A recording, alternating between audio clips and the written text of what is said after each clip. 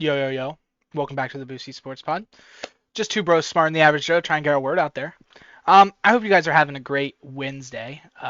Usually post on Tuesdays, but we had to push it back a day. National championship game last night was worth it. But we're gonna go over all of the basically all four teams that played this past weekend in March Madness. But we'll start with this week in sports. Some little things to talk about. We'll start with John Calipari leaving leaving Kentucky for Arkansas after 16 years, produced 35 first round draft picks in that time. But now he's going to be the coach of the Razorbacks, and I'm curious to see how that goes, especially staying in the SEC. Yeah, that was the first thing I saw. Based on how Kentucky has ended their last few seasons in March Madness, it's no surprise that they wanted to make changes. Someone had to be the blame for all of the early exits. I just did not expect the coach to leave for someone in their own division, in their own conference. Um, I'm very curious to see what this does to not only Kentucky but Arkansas, because obviously uh, he is a very big coach. He has a lot of respect from a lot of people, and some Kentucky recruits go there purely because of him. So it'll be interesting to see if Kentucky can hold its name as a blue blood for whoever they replace for him, and then we'll see if the Razorbacks get any better with recruiting, and we'll see how that goes. Yeah, there's definitely some big coaching changes that are going to happen there. The two biggest ones right now are Oates from Alabama and then Baylor's head coach as well. But I also do want to point out, might have a little interruption here in a second. I think someone's about to walk in my door here in a bit, so that'll be a little goofy. But something else that's a little goofy. The Bucks are bad, dude. 15-15 since hiring Doc Rivers. No, I wouldn't say bad, but definitely not good for their expectations. Go starting the year 30-13, I think, and then firing the coach that got you there to get a better coach, and then end up having a worse record. It's not looking great, but honestly, it does not matter. They are still the second seed in the East, and as long as you can make it in the playoffs, anything is possible. So really, just got to turn around in the playoffs, and if they can't do that, then I'm definitely gonna say they're in trouble. But for now, I'm just gonna say that they're cruising here. Yeah, I mean Doc signed like a deal I think to like 28. I think they might have. Nothing's like set in stone yet, but I think they might have jumped the gun a little bit on that deal. Yeah, But we'll see. They're a game up on the Cavs right now. Cavs have been struggling as well, but have still managed to pick up a couple games on the Bucks. a But lot of the East has been struggling, just as a whole. yeah, Um, a lot of injuries people have been dealing with. The Knicks, Julius Randle's out. Um, I Cavs, guess not really. 76ers. Yeah, 76ers, they've been pretty much the definition of average since Embiid left. The Pacers, without like they kind of after the All Star break, they kind of became a shell of themselves. So really, it's just the Celtics running away with it, and whoever can stay in the playoff hunt is clawing to be in there. Yep. Um, we'll skip over this next one. Next one, Griff. We'll talk about it at the end of this week. But I wanna talk about something that you didn't know much about, and I saw a couple videos about, and it intrigues me. So the Arizona Coyotes, the NHL team out of Phoenix, Arizona, I think owned by the same people that own the Suns and the WNBA affiliate of the Suns, but I'm not sure. They just got approval to buy this piece of land in Phoenix. They're going to build a $400 million stadium on it. And I don't think this is a good idea, nor does anyone out there. Because the Coyotes have been playing out of Arizona State University's hockey rink for years now and have yet to even sell out the 3,000 person venue. And you're going to go out and Yeah. build 17,000 seated venue and expect to make money? Make an ROI? They ain't making no return on investment. So there's probably a few things you can get into here. maybe they see making a new stadium to bring in fans instead of using a college hockey arena. Um, I feel like if you just make a better venue, they're hoping that it'll bring up attendance as well as offering to be the host of many other events. So I think the Coyotes are not that bad this year either. I think they're pretty decent.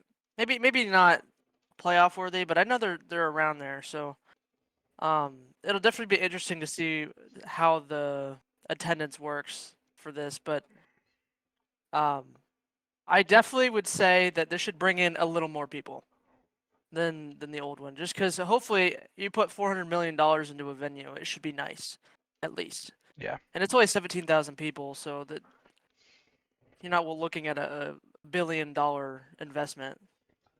400 million is still a lot of money, but in the terms of venues, it's not that much. Yeah, they're 6 games under 500. Um, we'll move on past that. One of the most electric, the most dynamic, the most fan intriguing player to watch this past year in college basketball. Robbie Avila, Can't come up with his name. Kareem Abdul-Jabbar, the American Jokic, has entered the portal and will be leaving Indiana State University. Is there any bets on where he's gonna go, or is it just wide open? I think it's just wide open right now. I would, that dude is so good, dude. Like you would not expect it if you when you, like you look at him, but dang. It looks like Good. me, just like a pasty, overweight white boy. Mhm. He's But good he's a though. baller. He's a baller. He's Um, a freaking shot caller, I dude. definitely would see him being like, I don't know, I wouldn't say he'd be on the starting lineup for a big Power Five, but I think that he would be a good role player. Yeah, he's number 10th right now in top transfers in the I portal. guess not then. I guess I'm hating on him. I mean, Yeah. if they're ranking him that high, then shit, he's definitely a starting caliber. Oh, I'd also like to point out for you college basketball fans, um, Omar Ballo from Arizona is also in the portal. I just learned. That is shocking to me, considering what he has done Why? at Arizona. I don't know. He's Was been the two seed not good enough for him? was the second best scorer on this. I don't understand why that happened, but you Is know, Love leaving or is he going for the draft? he has to graduate. I'm pretty like 99% sure. I don't know how old he is. I just know that he. Um, yeah, he has to graduate. But yeah, yeah. There is no insights right now on where people think he's going to land. But I'm sure I could there's definitely see him going to like an Iowa, where everyone is white, and it feels like the team is elevated because you're white. I kind of get that memo from him, like a Nebraska or like an Iowa. It's just yeah, the right way. I I would see like a power I could see a Big 10 before or Big 12 before I see like an SEC or ACC coming out of him. And I think I'll stay away from the Pac-12. So, especially being an East Coast dude. Yeah. Um, next up, we got some sad news. Some pretty sad news. YouTube sensation Donald Delahaye, you know, kicked in college at UCF. We talked about him a couple weeks ago. Finally, he made a UFL roster. He's been bombing balls. He kicks one off this weekend, and he's going down the field, and he levels this guy. Absolutely levels this guy. Well, he broke a couple bones in his neck and is out for the year. Yeah. Very sad. Very sad. You could definitely see the potential from him right off the bat. Um, I mean, he was just absolutely bombing balls. Like you said, um, it might not seem like it because the way the kicking in the UFL works, you're kicking from way farther back than in the NFL. So it's basically impossible to have a touchback. So it doesn't look like it when people are catching these at the 20-yard line, but He is absolutely bombing.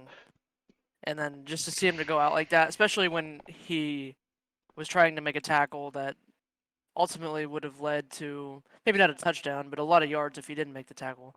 And it was good for him and everything. It just happened to be a coincidence that it just hit him in the wrong spot and get him out for the whole year.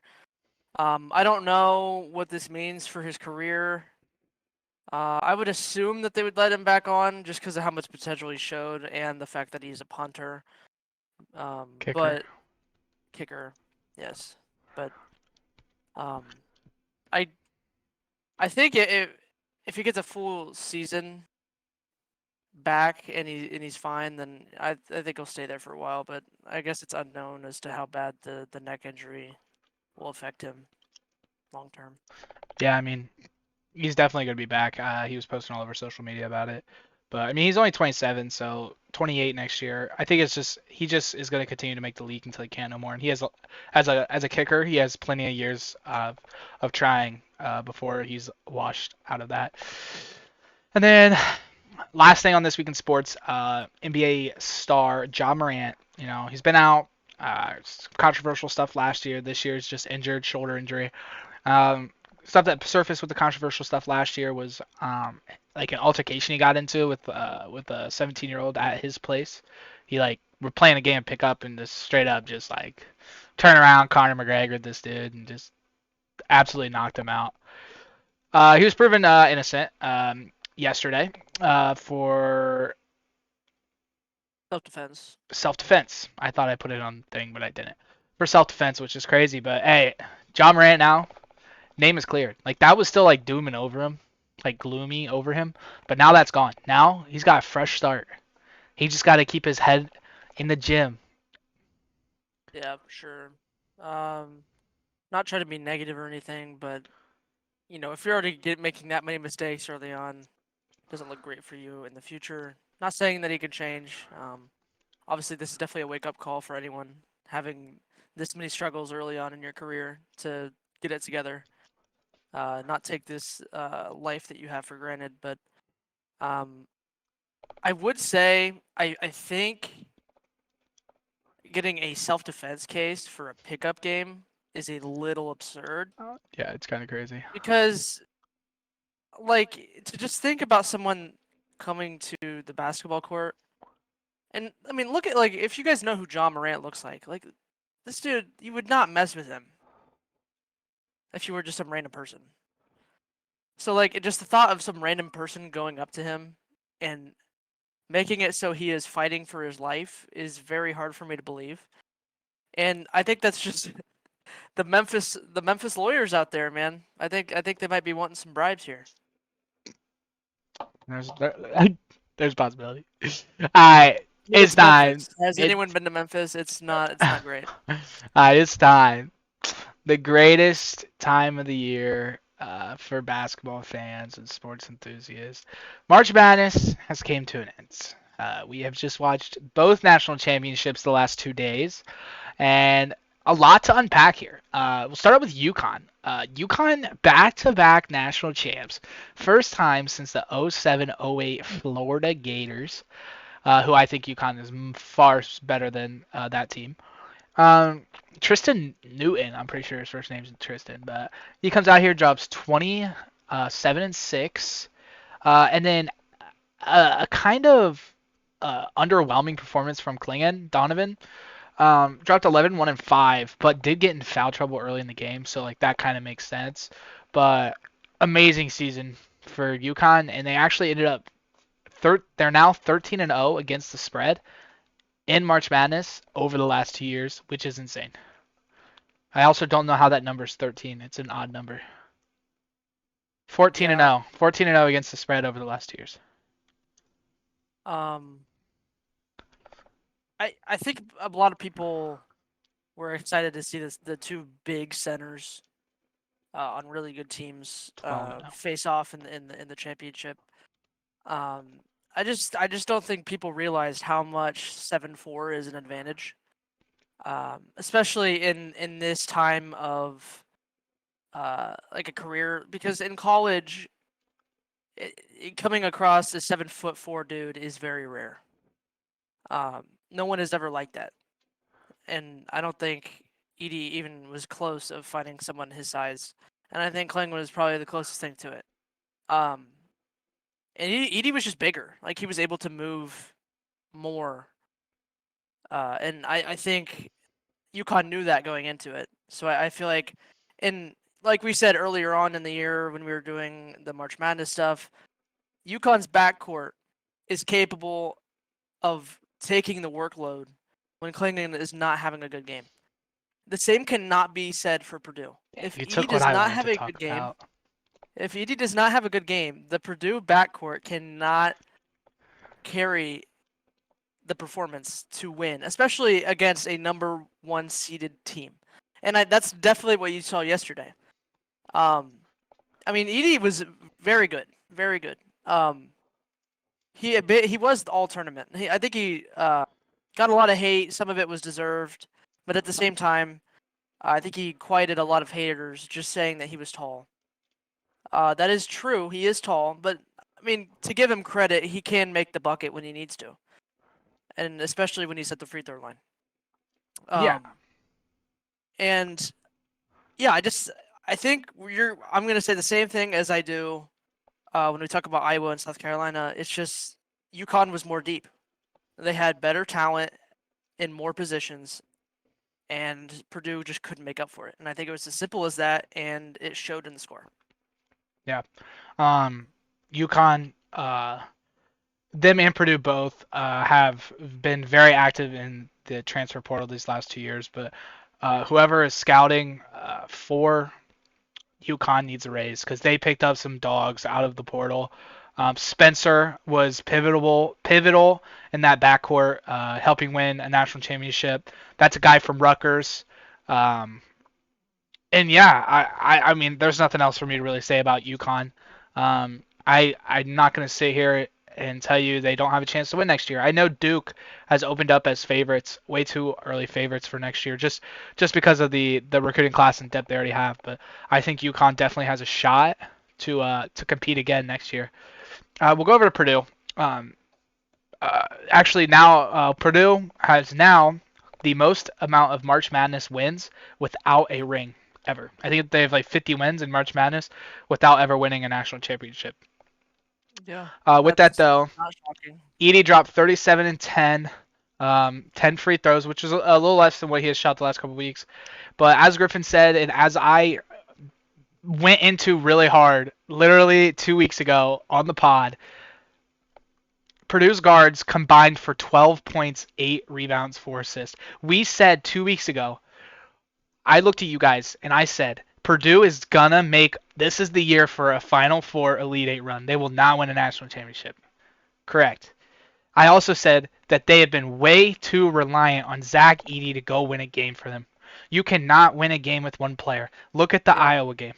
You cannot win a game with one player, and their guards were not ready. They were not ready for the moment, and they did not have the maturity and the experience to go out there and help them win a game. Yeah. And that's bad. Uh, That's bad. 12 points from your two starting guards. Actually, and let's make it even easier. It's actually 12 points from their 1, 2, and 3. 3 of their starters combined for 12 points. yeah, that's definitely not the numbers you should be putting up in a championship game. I think also at the same time, you know, Purdue surprised me. I didn't have them going far, and the fact that they even made it there, I was shocked. Edie really put everyone on his back for this. Um, Without him, I don't think Purdue would have made it out of Gonzaga. So, No. um, I mean, I'm impressed. Without Edie, I don't know what their future looks like. To be honest with you, that guard play definitely needs to get better.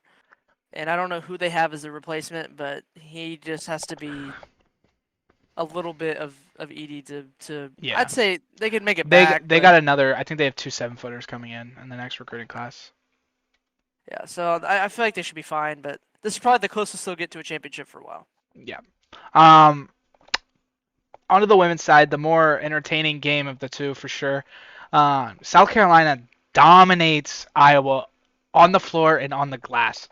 They out-rebound Iowa 51-29, which is something that if you watched, you knew Iowa was going to get out-rebounded.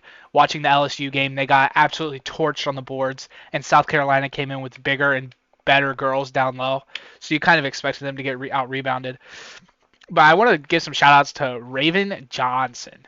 You are a dog, all right? Last year, you went from getting waved off to this year absolutely clamping up Caitlin Clark. The 30 points, that wasn't you. That was when you weren't guarding her. Like, she was a dog.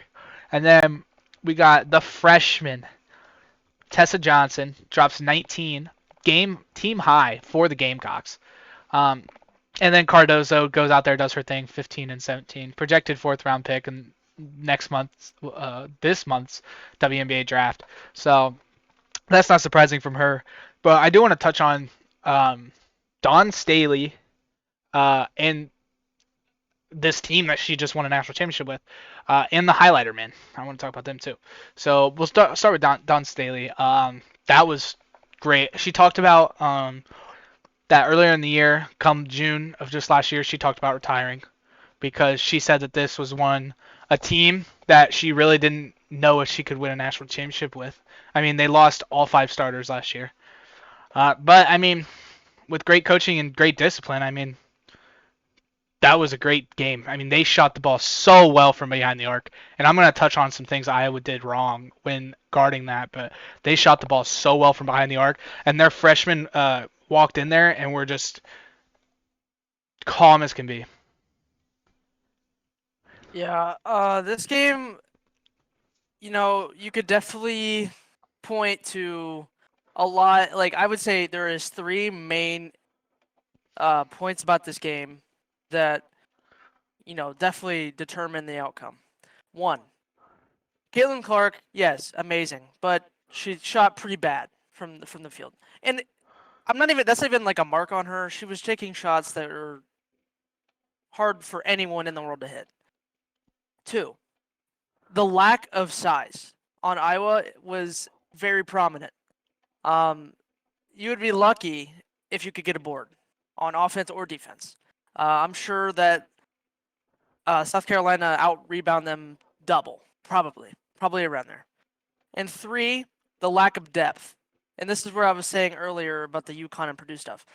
When you just boil it down to it, Iowa had nobody on the bench that could help them in any way, shape, or form. You had all 5 starters out there. Well, maybe not all 5. They probably had a few rotations going on. But most of their starters out there the entire game, while South Carolina was comfortably rotating 9 players. Not one time were they worried about rotation. And Iowa has the same 4, 5, 6 people out there the entire game.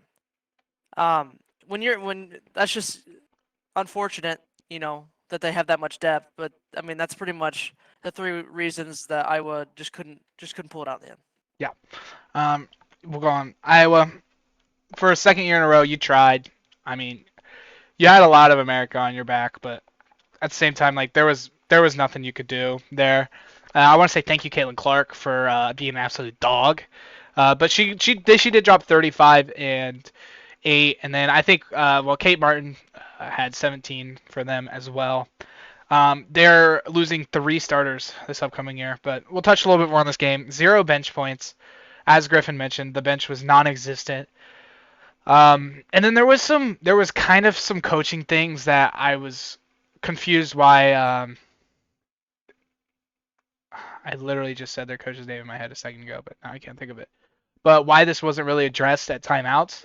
So, start the second half. Iowa switched to a 2-3, which left South Carolina defenders, South Carolina offensive shooters and wings, gave them a lot more time to shoot the ball. Now, I understand that you were getting out-rebounded in the paint and that anything that went into the paint was basically being scored by South Carolina. But at the same time, with the shooting splits that they were shooting at, 2-3 zone was not going to cut it. You were just giving them way too much time to get the ball and put up a good enough looking shot. And those were falling to start the second half, and that's what put you down 9 quick. Then the second one I want to touch on, Lisa Bluter. Got your name.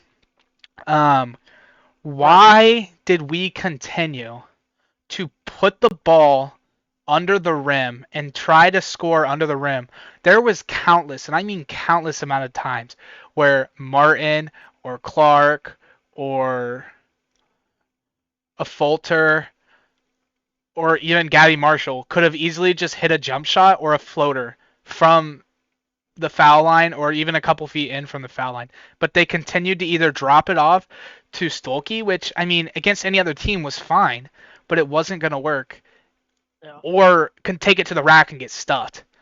You just got to pull up right there. I mean, the game's over. There's nothing you can do about it. Those were just some like notes that I had taken from the game that kind of confused me a little bit, but it is what it is. A few other things here. Just to get on that, I just think that's a lack of game plan. You just know for 100% that you are going to get a rebound.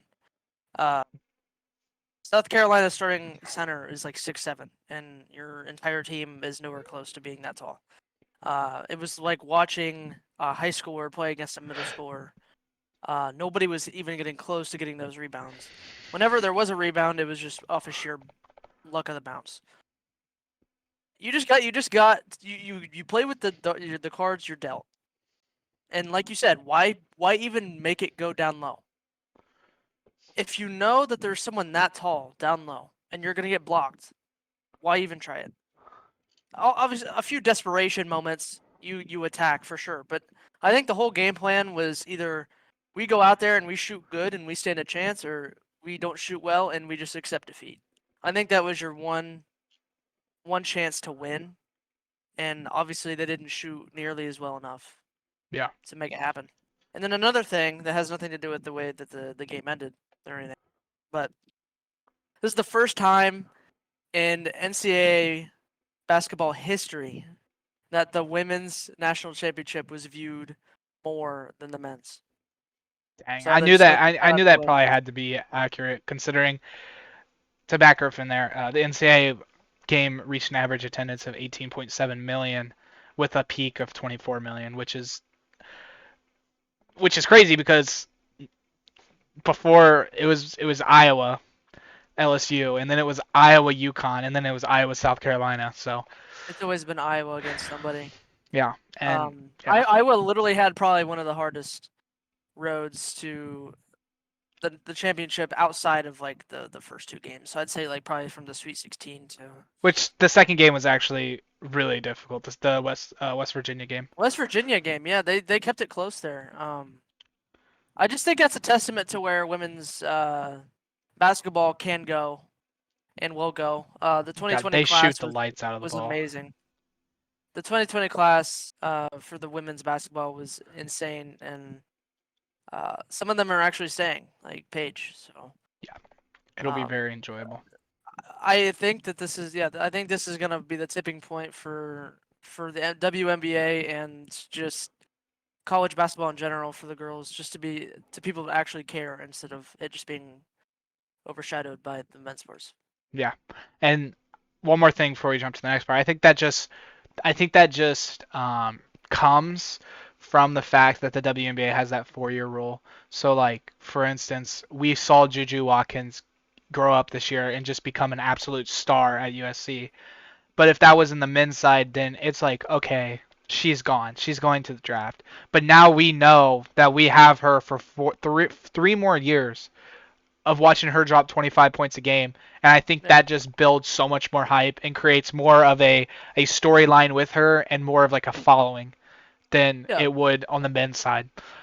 For the men's, there's no more developing in college. It's once you show yourself enough for um for the draft, then you leave. Or in some cases, like with Zach Edey, you just play because every scout in the world thinks that your game's not going to transition into the NBA. But Yeah. um, just overall great March Madness for both sides, and excited to see what next year has in store. Yeah. And speaking of next year, we're not done with that yet. We know South Carolina is going to be back. We know that Purdue is going to do something. UConn's going to be back. But the question is Iowa. Can Iowa remain a dominant force? I want to just touch on this for a couple minutes. Losing 3 starters in Gabby Marshall, Kate Martin, and Caitlin Clark. we'll have Stolke and a Falter back, which a Falter wasn't a starter for the whole year until Davis hurt her knee, and then a Falter became a starter. They have the 9th recruiting class in this upcoming class, and their highest recruit is the 40th in the nation. What do they need to do to be successful post Caitlin? I have a few ideas, and I'd like to hear from you. Well, right off the bat, market the hell out of Caitlin. My first thing would be, Caitlin succeeded here. Why can't you? Like, this is winning basketball. We had the greatest women's basketball player ever go to our college and succeed. Obviously, didn't win a championship, but that's not out of their control. But I just think you just got to market the culture that it has been changed, and it started with Iowa. If Caitlin Clark was not there, we would not be talking about any of this. So I think you just got to sell that point as hard as you can. And I think you just also don't rush it. I know you want to get right back to where you were, but there's a void that you're leaving that nobody's going to be able to fill. And as much as people don't want to make or don't want to believe, like, winning is a process. It takes years building rosters and coaching. So I mean, I would not be shocked if they did not do. They're probably not going to do nearly as well as they did this year. Obviously, losing 3 out of the starters. I would just let time go on, get better in the recruiting aspect of it, and just kind of set a new standard where, Caitlin Clark started it, but everyone that comes after her will continue it. Yeah. I think that's the main idea. Yeah, I think it opens up the gates to new recruits. But I think actually Iowa, it won't be too bad. Stolke is really good down low. I mean, she dropped 49 points in a game this year, so anyone that can do that, that's impressive. And we saw some glimpse with a Falter over the last 2 games that she can go and score. Someone like Kate Martin, too, over the last 2 games. I know she's gone, but I think Lisa Bluter can develop more players like that who just have the confidence just to get down low and hit a fadeaway. But the one thing I am going to say is Iowa is going to continue to be good in the Big Ten. They might not. Michigan's going to be back. They're usually good. They were not bad this year, but they weren't great. They're going to be back. Ohio State's going to be back. Indiana's going to be back. So they're not going to be up there in the pack. But if they can continue to shoot the 3 ball at very high marks like they have done the last couple years, because it's not just Caitlin that shoots the ball very efficiently from behind the arc, it's the whole team. If they can continue to do that, I think that they'll still be a top 30 team in women's basketball. But like you said, it's going to be when you said dominant, I think of dominant. I think Yeah. of a one. Yeah, that's what I'm saying. They're not going to. It's going to be a couple years of recruiting. Hopefully, bringing in a better class than 9th in the country to get themselves there. But yeah, that's all I gotta say about that. All right. Well, let's touch on the UFL a little bit. I know you didn't have this, but I just thought it'd be good to just touch on this real quick. Week 2, not as exciting as the first week. There was a lot of insane things that happened the first week, but just another solid week for the UFL. Now that March Madness is over and events like WrestleMania and some of the stuff like that are over, they're actually going to start being able to be mainstream here. So expect the viewage and the news on them to grow over the next few weeks. But a few of the games, the Battlehawks finally got their first win of the season at home against the Renegades, 27-24. The Battlehawks are known for their attendance because obviously the Rams were in St. Louis and they left, and they broke. Obviously this league is only 2 weeks old, but they broke the attendance record for, I think it was around 40-some thousand people, which doesn't sound like a lot, but for spring football, that's a lot. For spring football, that is a lot of people. The Stallions beat the Panthers 20-13. The Stallions are 2-0. Looking like they did the last 2 years. And were they in the USFL? The Stallions were, yeah. They won the USFL last year. Yeah. So they're already off to a good start. Here the Panthers did not they hung in. Just definitely didn't have the quarterback play to win that game. Panthers are sitting at 1-1, and then the Brahmas beat the Showboats 20-19. This was a crazy game only because it was a game-winning touchdown by the Brahmas with like 4 seconds left on the clock. Game was crazy. It was a pretty crazy game, pretty tight. Also destroying, which the YouTube guy that we were talking about earlier got injured in this one. The Brahmas also 2-0. Stallions and Brahmas are the only ones that are undefeated right now, and then the Showboats are 1-1 as well. And then this last one, Owen will like this one. Defenders get their first win of the season.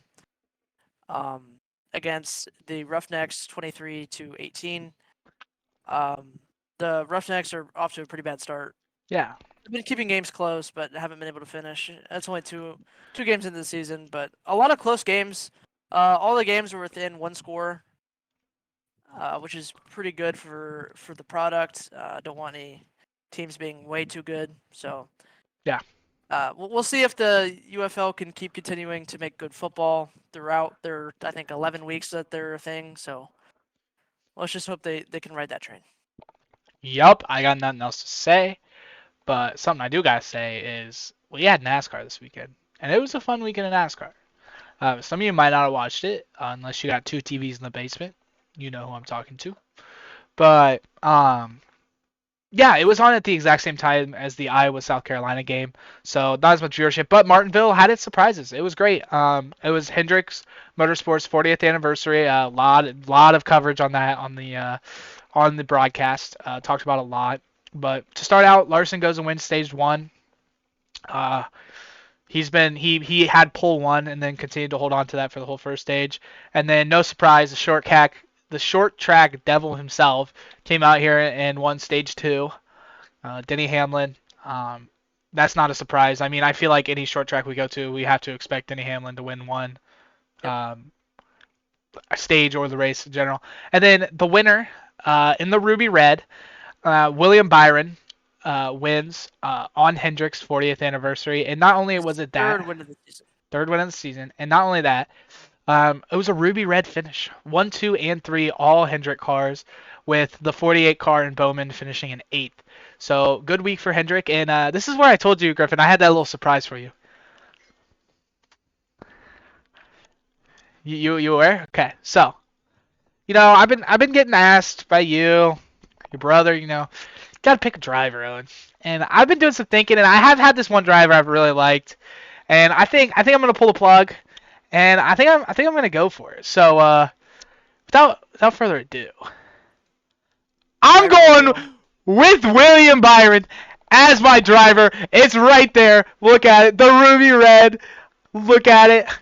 Okay. Just saying, merch is on its way. There's nothing for me to hate. I mean, kind of a bandwagon. No, I mean it was that or Ryan Blaney. Stop. Ryan, yeah. He could lose every race for the rest of the year. I'm still gonna like him. He's a gamer. Yeah, he is yeah, that's right. He's a gamer. Yeah, I mean, I can't really say much. He has an incredible ability to be in the right situation at the right time, giving Jimmy Johnson vibes here. This race, I know you said that it was pretty fun, but if you weren't a Hendrick sports fan, it was actually pretty freaking miserable. Yeah, a lot of people complain about short track racing with the new gen cars, and other than the Red Ruby finish and some of the little things here and there about just like the pit strategy at the end was pretty interesting, but other than that, it was pretty boring. I would say if you didn't watch it and you were watching the Iowa South Carolina game, you definitely picked the right thing to watch. Yeah, for sure. Like you said, the Red Ruby finish 1, 2, and 3 on their 40th year anniversary. That has never happened at Martinsville. So that was a brand new thing to happen there, a new record, and obviously not a better way to celebrate the 40th year anniversary of your organization than to win, not only win, but just further your dominance at Martinsville with 28 wins there. And then just to talk a little more people, Bubba pulls up a top 5 finish and another record for him. That is the highest placement he's ever gotten at a short track. He's been notoriously not good at short tracks, but he had a good car and was running it well. He was up there pretty much all day. Had Larson beat him in the pole by 1,000th of a second. So he had a fast car all day, kept it top 5. So honestly impressive from him. I know people don't like him, but honestly he did pretty well. And then the Penske boys, Logano and Blaney. Blaney finished 5th or 6th. Wait, no, 5th. 5th. And Logano finished 6th. Yep. Got me 200 points there, Penske boys. Thank you very much. I got a weird look last week when I picked the Penske boys, but I might not be good at booth battles, but I sure can pick the NASCAR winner. Well, top 10. That's really not true either. I mean, I've done really good at it compared to the other. Okay. Compared to the yeah, other I'll go to defend myself when that comes, but all around okay NASCAR weekend. A lot of people didn't like the race, but you just had to get this one off the schedule, and you have Texas next week, and that'll be a shit show too. So yeah, we'll talk about that when that comes. Yep. 2 more little segments here. We're gonna go No Show Joe of the week. Wow, I love this section. I think Griffin likes this section. I'm gonna start. Mine's gonna be the Miami Marlins. All right. This team was third in the they were third in the NL last year. Finished with 84 wins, behind the Braves, and I don't remember who the second team was. Braves and Dodgers. They went 1-5 last week and are now 1-10 on the year. Worst record in the NL and not a good start. I mean, at this point, there's 162 games, but you're on pace at losing 148 of those. So, yeah, No Show Joe, Miami Marlins. All right. Well, while we're bringing up baseball, shout out to the Cleveland faithful, 8-2 to start the year. Badass. I just do not looked that care. up. He just looked that up. No, I didn't. No, I didn't. I keep up with my Cleveland sports, even though I care less about baseball. I see what you're doing. Keep up the good work, fellas. Make sure to make the Cleveland name a good one. But for my No Show Joe, I kind of brought it up earlier. I was bench during the national championship game. I'll just go to a little bit further. Nobody. There was a graphic, I cannot remember exactly, but it was some point probably in the 4th quarter, and I was bench points 0, donut, and South Carolina's bench point was like 30 something. And if that just did not summarize how that game played out, I don't know what would. I think that's probably one of the biggest knocks I have on Iowa. They just need a deeper team. It doesn't matter who you have as a starting lineup. You just need a deeper team. So we'll see if they can do that in the future. Europe. Now time for the greatest show on earth, the show within the show, booth battles. Last week, record-wise, really good week for me. I went 7-2 compared to Griffin's 5-4. But on the other note, Griffin had some underdogs and ended up tying me on the week, 700-700. This would have been my first winning week since week 2. Since week 2. That's crazy. That is actually insane. So now overall, Griffin's up by 800. He has 5,400. I have 40. No, he has 6,200. I have 5,400. And we're gonna run it back this week. Have some fun with it. At this point, I'm not here to win the comp. I'm here to win the week, not win the overall thing, because that ain't gonna happen anytime soon. So, I'm going to start out with the NBA. I'm going 76ers over Magic. Joel Embiid is back, and he is going to be playing great when they get to that game. The Magic actually have a better record than the 76ers, but I'm hoping Tyrese Maxey and Tobias Harris can step up with Joel Embiid and take him down. And then my second one is kind of like a lock pick for me. I'm going to take the Heat over the Raptors. Raptors are a 23-win team on the year, and the Heat are a team fighting in the middle of that pack in the East for better playoff positioning. So I just feel like Jimmy Butler, Terry Rozier, and Bam can win this game. Okay. So I got a little bit of explaining to do. Last week, bit of a blunder here. I was a little egregious. I might have overstepped my bounds. So I'm gonna reel myself back. I got 800. I don't need to be doing some crazy ass picks. I just need to stay to the fundamentals. Pick myself some good games here. So we're gonna start this off. The Celtics over the Knicks. The Knicks, they just lost Julius Randle this week or maybe late last week, and the Like Celtics are during obviously. All-Star break. Oh, really? That far back? Yeah, it was just announced last week that he was going to miss the remainder of the season. It was optimistic. He was supposed to be back like last week, and then Okay, well, doctors came out and said he's out for the year. whatever. Not gonna affect the outcome of the game. The Celtics are easily going to win this one. And then, this game, I'm hoping for a Giannis or Dame masterpiece here. I got the Bucks over the Thunder at OKC. That is a bit of a stretch, but that's just what you need to do in a game like this. You just got to take what looks good to you. I am going with my gut. I think this is going to be a dub for me here. And then also just one more thing before we go to whatever's next. Joel Embiid back, free throw merchant. They're not winning that game. Not winning that game. He's not going to get the free throws he needs. Okay, so NHL. We're back with the NHL. National Hockey League is back. How the heck did that I can't wait to laugh at him. That was so funny. So the NHL is back. We're starting off with St. Louis Blues over the Carolina Hurricanes. This is a pretty even matchup when you look at points wise. Both teams are within 5 points from each other, but this game is being held in St. Louis, so I'm kind of feeling the Blues here, and I'm also kind of feeling the underdog here.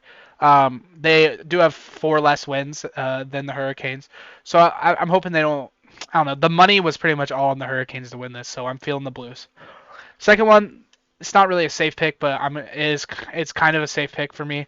I'm going Maple Leafs over Red Wings. I feel like Detroit just doesn't really have what Toronto has with Nylander and Matthews, so that is my choice there. All right. So for this one, I am going to do the Battle of New York. I have the New York Rangers over the New York Islanders. I don't know. I just saw this and I was like, that'll be fun to pick, so I went with that. No other reason for that. And then this next one. So about 30 seconds ago, I realized that I picked. Oh crap! We have the same game. I had the same thing Owen did. I didn't even look.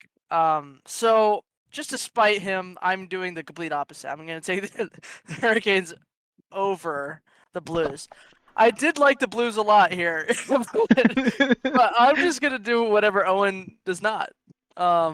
And we're just going to hope that it works. So one of us is going to win on that game. So at least that's a positive. Yeah, one of us will. Okay, so on to the UFL. Back still on our 1 picks a week for the UFL. I am going to ride with the undefeated Stallions, a team that won last year and I think are going to continue to win this year against the Memphis Showboats, who I watched the Memphis Showboats this weekend play. Wasn't really that impressive, so I'm riding that Stallion. Okay. I'm going to be taking the Panthers over the Roughnecks here. The Roughnecks having a very rough start to the season, and the Panthers are just goated in every way, shape, or form. They played the best team in the league, and they lost by a touchdown, so that is respectable. as long as they can keep it close, that gives me faith that they can go far. So I'm going to take the Panthers over them. Good picks, Griff. On to the last section. Appreciate you guys for understanding that we posted a day later. We needed a day for the solar eclipse. And actually, this episode's going out on my birthday, so I hope this next pick is a good pick because everyone's gonna see it. But we're on to NASCAR. My first pick in Texas is gonna be a guy named Martin Truex Jr., someone who struggled last week. In Martinsville, but has a pretty good record at Texas Motor Speedway. And then just to cap off a great day of like choosing my racing. Actually, I'm just gonna shut up. But I'm taking William Byron at Texas. Over the last 3 years, he does have a pretty good average finish there. So we're gonna ride with the gamer because he's on a heater right now. It's my turn. So, the Byron pick. Great. Oh, I see what you did there. What? I see your second pick. I mean, your first pick. Okay, listen to me. So, unless your name is, and I don't even know, man. So I need to defend myself here. That's what I need to do. So Truex was running in the top 10 all day. And then, leave it up to a penalty, or I can't remember. It was either a bad pit or no, it was not a penalty. He gambled by staying out later, hoping for a caution. It never came. He dropped all the way down to 18th. Bad strategy here. And then Buescher. Chris Buescher is one of the only dudes that is not mainstream that is good at a short track. And I took him because I like the underdog. And dude qualified 30th. He qualified 30th. You can't pass anybody at Martinsville. As soon as I saw that, I was like, okay, well, that pick's dead. I don't even know where he finished, but it was nowhere near the top 10. So, my bad. I'll be better this time. And we're going to start off by someone that has consistently gotten good finishes, but has never been able to finish the race. And his name is Ross Chastain. And obviously there's some bias here. But he needs one. It's coming his way. He's just bound to get one, and he's won at Texas before. And if anyone can win here, it's going to be Ross. But someone who I think is going to be very close behind him is Ryan Blaney. Ryan Blaney is literally the only Ford other than Logano that has showed any promise. The Fords are awful this year. They qualified well yesterday, or not yesterday, but Sunday. But they can never actually do anything when the race starts. So I'm just going to take Ryan Blaney because he's had a great start to the season. And I just think those two are going to do very well here. Good picks. I'll give you those ones. By the way, Chris Buescher finished 15th, 1 lap down. That's not even bad. Look at that. If only he started somewhere even close to the top 10. Bro started 30th. How does that even happen? Oh whatever. All right. Thank you guys for watching. We got to get to a NASCAR league race right now. So you guys have a good one, and we'll see you next week.